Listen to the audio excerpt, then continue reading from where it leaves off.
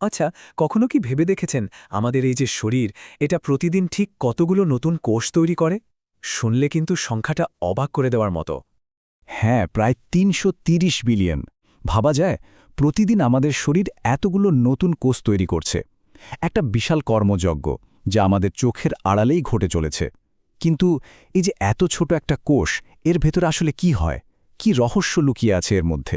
ব্যাপারটা অনেকটা এরকম। আমাদের প্রত্যেকটা কোষের ভেতরেই যেন একটা আস্ত, ব্যস্ত, জীবন্ত শহর লুকিয়ে আছে, যেখানে পাওয়ার প্ল্যান্ট আছে, জিনিসপত্র আনা নেওয়ার জন্য হাইওয়ে আছে, আবার ধরুন ময়লা পরিষ্কার করার জন্যও লোক আছে। চলুন আজ এই ছিত্ত জগতে একটা ট্যুর দেওয়া যাক। তো এই যে শহরের কথা বলছি, এর ব্লুপ্রিন্টটা ঠিক কেমন? মানে এর মূল নকশাটা কি? আর বিজ্ঞানীরাই বা কিভাবে এর খোঁজ পেলেন? চলুন প্রথমে সেই গল্পটা একটু জেনে নিই। একদম সহজ করে বললে, কোষ হল সব জীবন্ত জিনিসের মূল একক, মানে জীবনের একদম গোড়ার কথা। ঠিক যেমন একটা বাড়ি বানাতে ইট লাগে, আমাদের শরীরটাও কিন্তু এই কোষ নামের ছোট ছোট ইট দিয়েই তৈরি। আর এই কোষ আবিষ্কারের গল্পটাও কিন্তু দারুণ ইন্টারেস্টিং। ভাবুন, সেই ১৬৬৫ সাল রবার্ট হুক প্রথম একটা মৃত কর্ক কোষ দেখতে পেলেন। এর ঠিক কয়েক বছর পরেই লিউয়েন হুক প্রথম একটা জীবন্ত কোষ দেখে ফেললেন। আর তারপর ১৮৫৫ সালে রুডলফ ভার্চো একটা যুগান্তকারী কথা বললেন, যা আজও সত্যি। সব কোষ তার আগের কোষ থেকে তৈরি হয়। কোষের এই শহরগুলোও কিন্তু সব একরকম নয়। মোটা দাগে এদের দুই ভাগে ভাগ করা যায়। একটা হলো প্রোক্যারিওটিক, এটাকে ভাবতে পারেন একটা সাদামাটা প্রাচীন শহরের মতো। আর অন্যটা হলো ইউক্যারিওটিক, এটা হলো একটা বিশাল আধুনিক মেট্রোপলিস। সবচেয়ে বড় পার্থক্যটা কোথায় জানেন?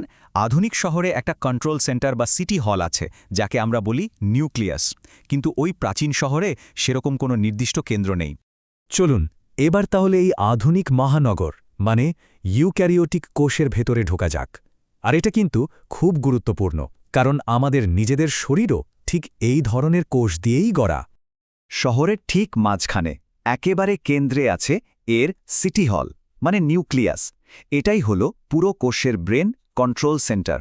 শহরের সব নিয়মকানুন, সব ব্লুপ্রিন্ট, অর্থাৎ আমাদের ডিএনএ, সব কিছু এখানেই স্টোর করা থাকে। এবার সিটি হলের বাইরে মানে সাইটোপ্লাজমের ভেতরে উকি দেয়া যাক। এখানে তো এলাহি কাণ্ড। দেখুন, মাইটোকন্ড্রিয়া হলো শহরের পাওয়ার প্ল্যান্ট। এখান থেকেই সব শক্তি আসে। আবার রাইবোজোমগুলো হলো ছোট ছোট ফ্যাক্টরি, যারা প্রোটিন বানানোর কাজ করে।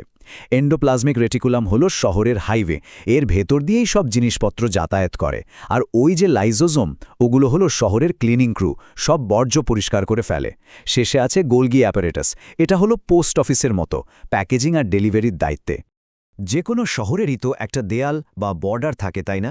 কোষেরও ঠিক সেরকমই একটা প্রতিরক্ষা ব্যবস্থা আছে। চলুন এবার কোষের এই বাইরের দেয়াল আর গেটগুলো সম্পর্কে একটু জানি।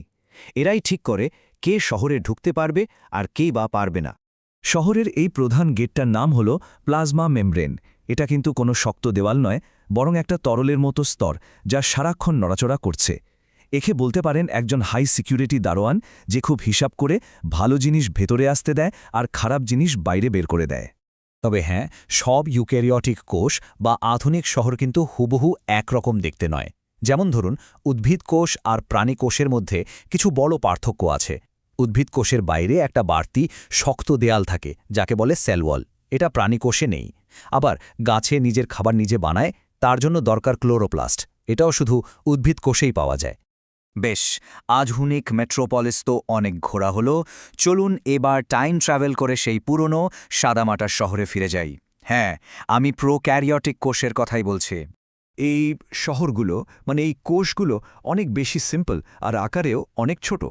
এখানে কোনো নিউক্লিয়াস বা সিটি হলের বালাই নেই। ডিএনএ বা জেনেটিক উপাদানগুলো নিউক্লিয়েড নামের একটা জায়গায় এমনি ভেসে বেড়ায়। আর রাইবোজোম ছাড়া তেমন কোনো স্পেশাল যন্ত্রপাতিও নেই। এর সবচেয়ে ভালো উদাহরণ হলো ব্যাকটেরিয়া। দেখতে সহজ হলেও আমাদের পৃথিবীতে এদের ভূমিকা কিন্তু অনেক। কিন্তু জানেন তো, বিজ্ঞানের সবসময়ই কিছু ব্যতিক্রম থাকে, যা আমাদের চমকে দেয়। যেমন মাইকোপ্লাজমা। এটা হলো পৃথিবীর সবচেয়ে ছোট জীবন্ত কোষ। মজার ব্যাপার হলো, এটা একটা প্রোক্যারিওট, কিন্তু এর কোনো কোষ প্রাচীর নেই। ভাবা যায় নিয়মের কি দারুণ এক ব্যতিক্রম। কোষের আকারের মধ্যেও যে কি অসম্ভব বৈচিত্র্য আছে, একদিকে যেমন আছে উট পাখির ডিম, যা কিনা পৃথিবীর সবচেয়ে বড় একক কোষ, আবার অন্যদিকে আমাদের শরীরেই আছে সবচেয়ে লম্বা কোষ মানে নার্ভ সেল, আর সবচেয়ে ছোট কোষ মানে স্পার্ম সেল। আকারের পার্থক্যটা সত্যিই বিশাল। তো আমাদের এই মাইক্রোস্কোপিক শহরের ট্যুর প্রায় শেষের পথে। চলুন শেষ করার আগে একবার ছোট্ট করে ঝালিয়ে নিই এই সফরে আমরা কি জানলাম। তাহলে শেষ করার আগে একটা সহজ প্রশ্ন। আচ্ছা বলুন তো, উদ্ভিদ কোষে এমন কি একটা জিনিস আছে যা আমাদের মানে প্রাণী কোষে একেবারেই নেই? উত্তরটা কিন্তু আমাদের আজকের আলোচনার মধ্যেই লুকিয়ে আছে। একটু ভাবুন, এই কোষের জগৎটা আসলেই এক অফুরন্ত রহস্যের ভাণ্ডার।